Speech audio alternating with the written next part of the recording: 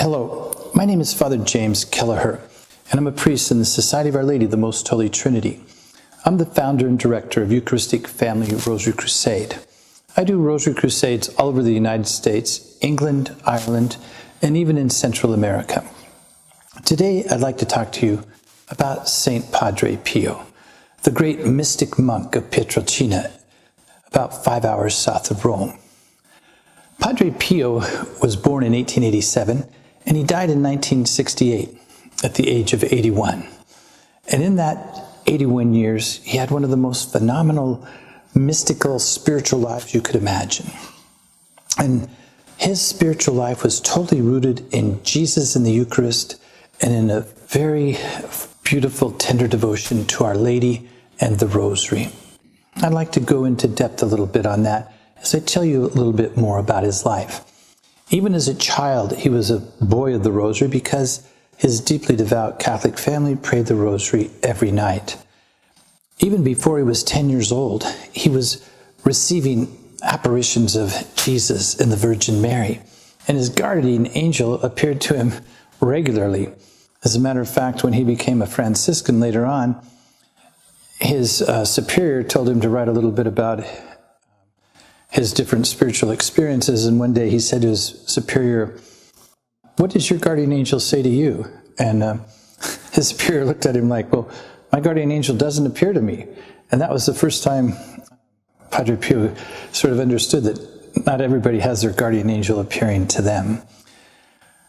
But everything that Padre Pio did was oriented towards Jesus Christ, especially Jesus Christ on the cross.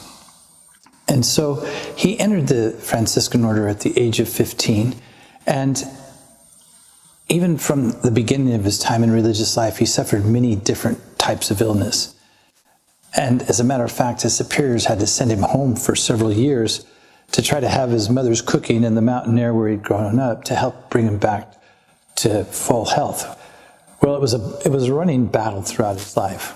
And when he was ordained at the age of 23 in 1910, he was assigned there at his monastery to do daily Mass and to hear confessions.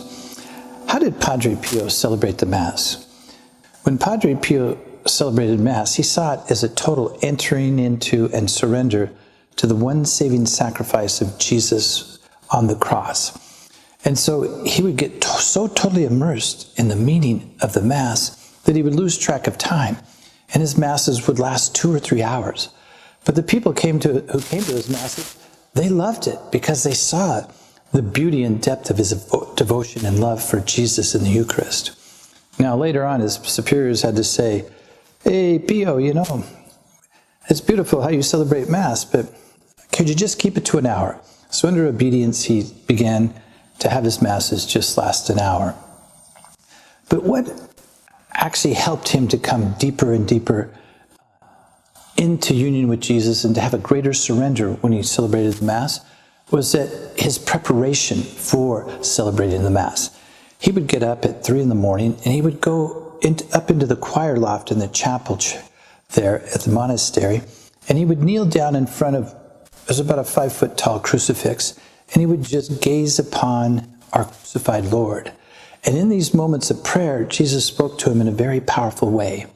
And when he was 31 years old, after he had a deep mystical experience one day in front of Jesus in the Eucharist, and as he walked down from the choir loft and walked down the center aisle, he began to see blood on the ground. And then he saw blood coming out of his hands, and he was totally embarrassed. And so he ran to the sacristy and started covering up those wounds. Well, he couldn't hide them from everybody for long. And soon people began to realize he had received the gift of the stigmata. He had received the gift of the 5 wounds of Jesus Christ. So Jesus chose Padre Pio as a victim soul, as one who was so united with Jesus that Pio was laying down his life for the conversion of sinners, to bring people back to the faith. Now, in addition to this great Eucharistic devotion was Pio's devotion to the Virgin Mary. And he literally, most of the time, walked around with the rosary in his hand because he was perennially praying the rosary. One day his superior turned to him and said, "Pio, how many rosaries have you prayed today?" And Pio felt he had to be obedient to his superior, so he said, 34. Now, can you and I imagine praying 34 rosaries in a day? I don't think we can. If we were doing 3 or 4, that would be excellent for us. But you see, Pio understood, like John Paul the Great did, this: when you and I pray the rosary, we contemplate the face and the life of Jesus through the eyes of the Virgin Mary. So as he prayed the rosary, he was entering deeper and deeper into the mystery of Christ's incarnation, of his being conceived in the womb of his mother Mary. He was entering deeper and deeper into the mystery of that miracle at the wedding feast of Cana, where Jesus performed his first miracle at the request of Mary. So how did this manifest itself spiritually in his ministry? Padre Pio heard confessions for 12 hours a day, and he was noted for reading souls. So one day a penitent comes in, and he had been away from the church for about 30 years, and he was so embarrassed he couldn't even begin to say his sins. So Padre said, be calm, my brother." And he began to recount every one of that man's mortal sins over the last 30 years, and the number of times the man had committed it. When he got to the last sin, the penitent goes, "See, Padre, yes, Father, you're correct." Padre Pio was all about helping bringing people to the mercy of God. And so he had spiritual children all over the world. And everyone that came to him for confession, he saw as a spiritual son, daughter. And he formed rosary prayer groups all over the world. And so people all over the world were praying the rosary because of the inspiration of Padre Pio. You know what? You can become a spiritual child of Padre Pio too, simply by asking Padre, say, "Padre, would you become my spiritual father?" And he will say yes, and he will show you how he says yes. I can remember back in the 1990s, I was walking in the mountains outside of Rome one day, and I saw this 5-foot statue of Padre Pio. At that time, I didn't know too much about him, but my mother had always loved him very much. And this 5-foot bronze statue was impressive, and it was along a country road. And I said, "Padre, these people must love you a lot to make a statue like this. Would you please just begin to show me your intercessory power?" Well, do you know that since that day, I've just had a deeper and deeper and deeper devotion to this great saint.